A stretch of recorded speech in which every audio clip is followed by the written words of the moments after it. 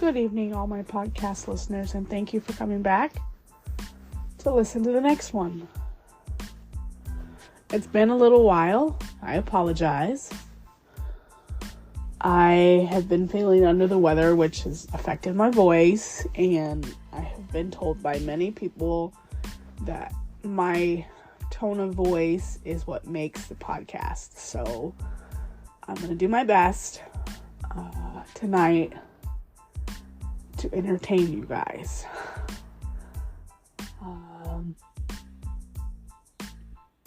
Tonight, I think I want to talk about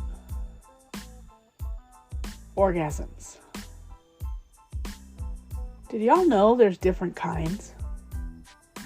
There are types of orgasms where nothing spews out of any orifice of your body. There is a male orgasm where it literally feels like an orgasm, like shaking and all of that, but nothing comes out. And sometimes younger men freak out.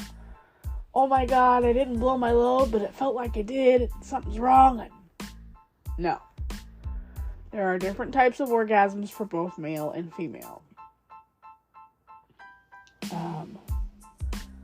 Sometimes the ones where nothing comes out of your orifice, you don't come, you don't spew, are better. They feel different for everyone, and you guys can go and do your own research, but that's my first little tidbits of information for y'all tonight. There's different kinds of orgasms. There's more than one kind. Please excuse my cat trying to be a part of the podcast. Gizmo.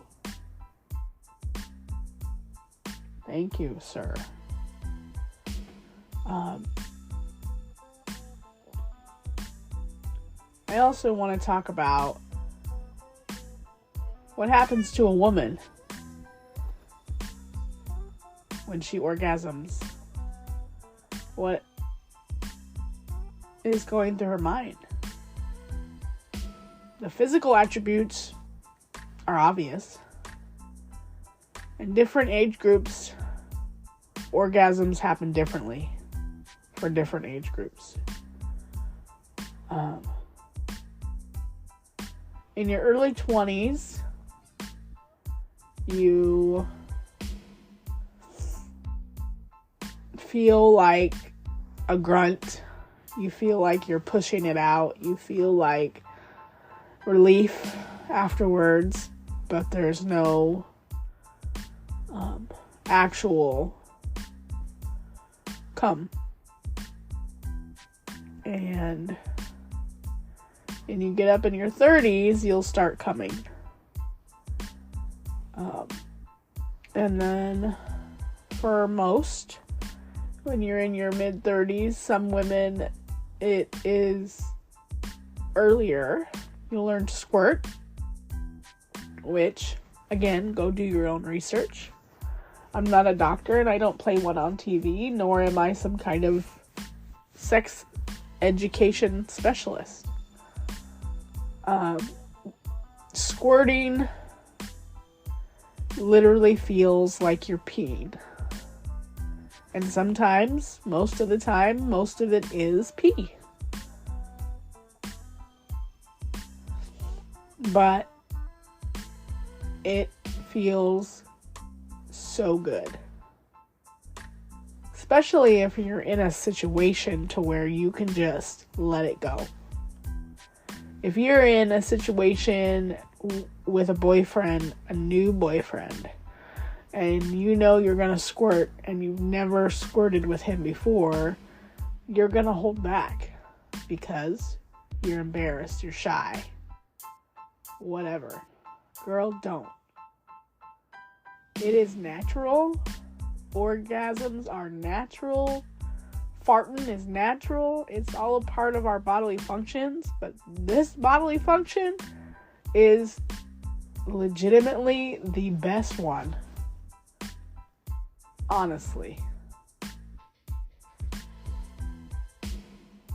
Now, I'm not going to speak on men orgasms because obviously I'm not a man. But even when we're pleasuring ourselves, even when there's no actual penetration or in our vagina, the orgasms that you can give yourself with a vibrator externally on your clit, oh man. And in the last couple of years, I have trained my body to where penetration is no longer necessary for me. Yeah, sure. If you got the right tools, good for you. But it's no longer necessary for me. Sure, it feels great. But penetration is for those women that have G-spots that are obtainable.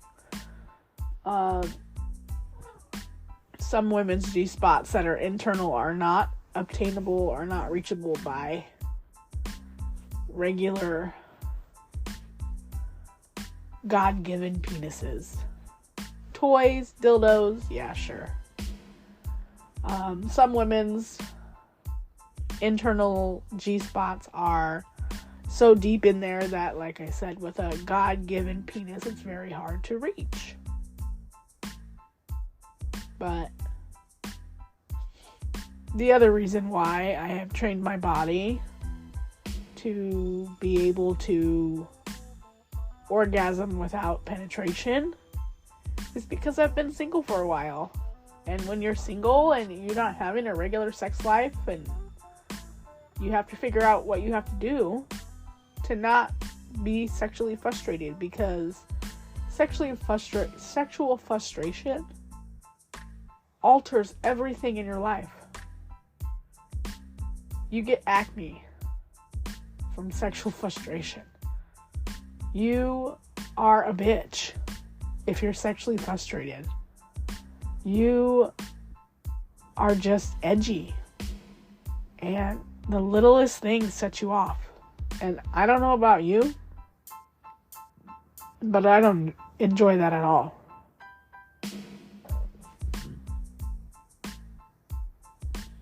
So, tonight I want to tell you a story about one time with an ex of mine. Gizmo would like to join in on the story. My ex and I had been together for a while before we started experimenting with ass play.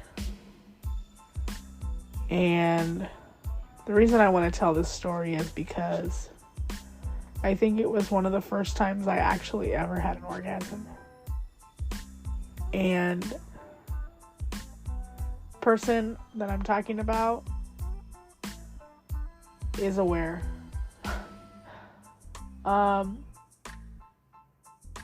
Up until this point, I think most of my orgasms were faked. And I'm sorry to previous relationships and previous men. Not like there was a whole bunch, but this person that I was with at the time, who is the father of my 2 youngest children, we had started out with regular foreplay, and he kind of was already fingering me with 2 fingers. I think it was his pointer finger and his middle finger. Actually, to be honest, I don't remember. It was a long time ago. But anyway, he was fingering me with 2 fingers, and he kind of just rubbed my asshole for a second, to see what I was going to do or say, how I was going to react. And I kind of stopped. I said, hold on, what are you doing? And he said, just let me. I'm not going to hurt you, I promise. You trust me? And I said, yeah, but I can't guarantee you it ain't going to come out messy. He said, I don't give a damn. I don't give a fuck. So he did. He slid one in, and I gotta tell you, I went through the roof. Totally went through the roof. Now, there's a whole lot more to that story. But that orgasm was phenomenal. And since we found that worked well, it was kind of our go-to for a while. And when we would have regular sex with penetration with his dick, it didn't feel the same to me.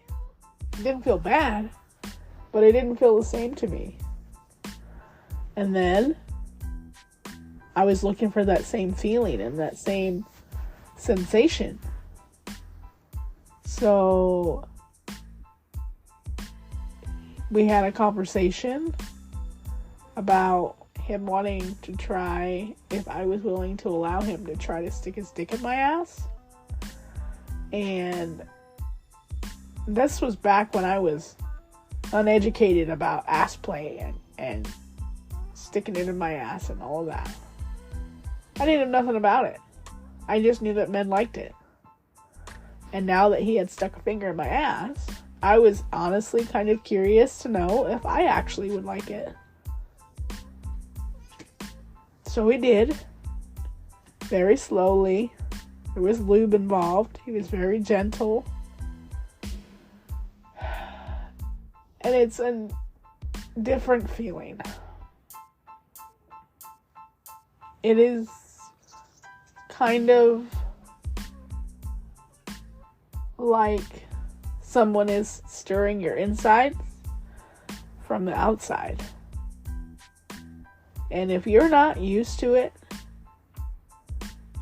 it will make your stomach turn. Absolutely make your stomach turn. And if he is well endowed, it will hurt. It will hurt, ladies. I am not gonna lie to you. So, ass play takes a lot of training. Yes, Gizmo. You have to train your asshole a little bit at a time to be ready for that. And honestly, it's never felt amazing to me. I've always done it for him. Always. Whoever that him may be at the time. I have not had an experience to where it was enjoyable. Even to this day. And it's probably because my ass is not trained. Literally. And I don't like the feeling of I'm gonna throw up. And I don't like the feeling of, oh my god, I'm gonna shit as soon as you pull that out of my ass. It's not enjoyable to me. Even though if you've done your research and if you've cleaned out your stomach, if you've thoroughly cleaned your asshole and your asshole itself is trained, it's supposed to be really, really satisfying. And I know that there are women out there that love it. Not this woman. Not at all. I want to know if you guys actually have my contact information. I know that some of you are from TikTok, which is great. Appreciate it 100%. Love it. Thank you so much. If you guys can spread the news, spread the podcast across against your platform, get me some more listeners. Also, if you're listening to this, pause, time out, stop what you're doing, find that fucking follow button and hit it. Because otherwise, you listen to my podcast without following me, does me no fucking good, you guys. Not one bit. And if I don't get some more followers on this podcast, they're gonna cancel me after a while. Plus, I cannot start doing all the other cool stuff that comes with having a podcast. Like, I can't start doing ads. I can't start making pennies off ads until I have 1,000. No, not 1,000. Until I have 100 followers on my podcast. Also, there's a section for a Q&A. When I'm done with this episode right here, I'm going to go on there and do a Q&A. Participate in the Q&A if you would. Like I said, send this podcast to your coworkers, your sisters, your brothers. Because I honestly love doing this. And I have so much more that I want to share. And I want people to share with me their stories and their likes and dislikes. And I want people to get educated and feel comfortable with talking about all of this raw shit. We should be able to have conversations about ass play and fucking foreplay and handcuffs, just like we have conversations about the daily newspaper. It's a part of life as an adult, as a respectful, consenting adult. All of this conversation should not be hidden behind different websites and different stuff. It should be no different than talking about what's on sale at the grocery store or what type of eyeshadow you're going to wear that day. We all enjoy ourselves having sex, foreplaying, like playing with ourselves. Fuck. We all do it. Literally do it. So like I said, I appreciate all you guys that are listening out there. Follow me. Spread my podcast, not my legs. Spread my podcast to your friends and family. Make sure that they are of age, at least 21, and know that this is a very raw podcast with some provocative content. I highly appreciate all of you. Thank you so very much. I hope that my voice gets better soon so that I can continue to do more episodes. Love y'all. I'm going to bed.